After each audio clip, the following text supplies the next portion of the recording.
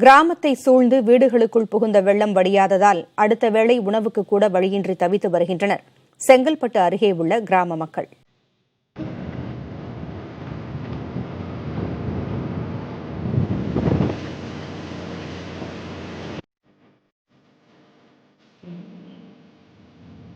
வங்கக்கடலில் அடுத்தடுத்து உருவான நிவர் புரவி புயல் காரணமாக வட மாவட்டங்களில் பெருமளவில் கனமழை பெய்தது. இதனால் கடுமையாக பாதிக்கப்பட்டிருக்கிறது செங்கல்பட்டு மாவட்டத்தில் உள்ள பஞ்சந்திருத்தி கிராமம்.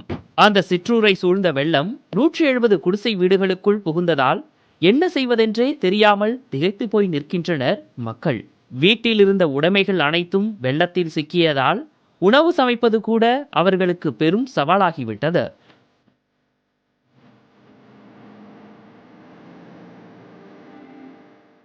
ஆடு மாடு கோழி வீடு வாசல் சாமான் துணிமணி குழந்தைங்களுக்கு புக்கு பேக்கு எல்லாமே வச்சுருந்துச்சு சார். ஒன்று கூட இல்லை.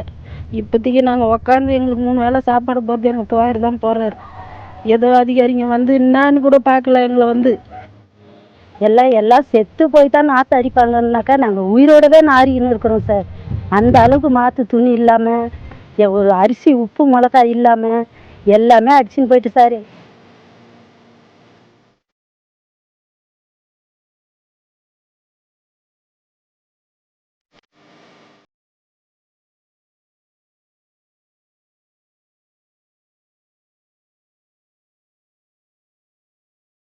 அனைத்தையும் இழந்த மக்கள் தற்காலிகமாக அங்குள்ள ஆரம்ப பள்ளியில் தஞ்சமடைந்துள்ளனர். இவர்களில் பலருக்கு மாற்று உடையும் இல்லை. தன்னார்வலர்கள் சிலர் உணவுப் பொருட்களை வழங்கினாலும் அதை சமைக்க கூட பாத்திரம் இல்லை என்கின்றனர் பஞ்சந்திருத்தி கிராம மக்கள். அரசிடமிருந்து நிவாரண உதவிகள் ஏதும் தற்போது வரை கிடைக்கப்பெறாத நிலையில் தங்களது வாழ்வாதாரத்தை மீட்டெடுக்க உதவிட வேண்டும் என கோரிக்கை விடுக்கின்றனர். குழம்பு வைக்க ஒரு சட்டி, அதுக்கு தட்டு கரண்டி அப்படி கொடுத்து மாற்றிக்க துணி இதெல்லாம் பண்ணி கொடுத்தாலும் மட்டுமே அவங்க ஓரளவுக்காவது அவங்களால இருக்க முடியும். இன்னும் ஏராளமான பிரச்சனை இருக்குது. அதாவது கழிப்பிட வசதி பிரச்சனைலாம் இருக்குது. அதெல்லாம் கடந்து இப்போ இருக்கிறதுக்கு சாப்பிட்றதுக்கே பிரச்சனையாக இருக்குது. இப்போ உங்களுக்கு அதுக்கு இந்த அரசாங்கம் உதவி பண்ணி தரணுன்றது தான் நம்ம கேட்டுக்கிறோம்.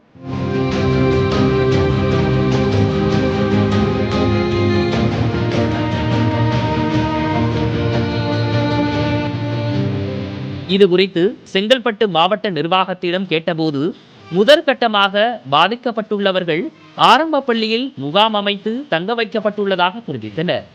விரைவில் ஆடை, சமையல் பாத்திரங்கள் மற்றும் அத்தியாவசிய பொருட்கள் அவர்களுக்கு வழங்கப்படும் என்றும் அதிகாரிகள் கூறினர்.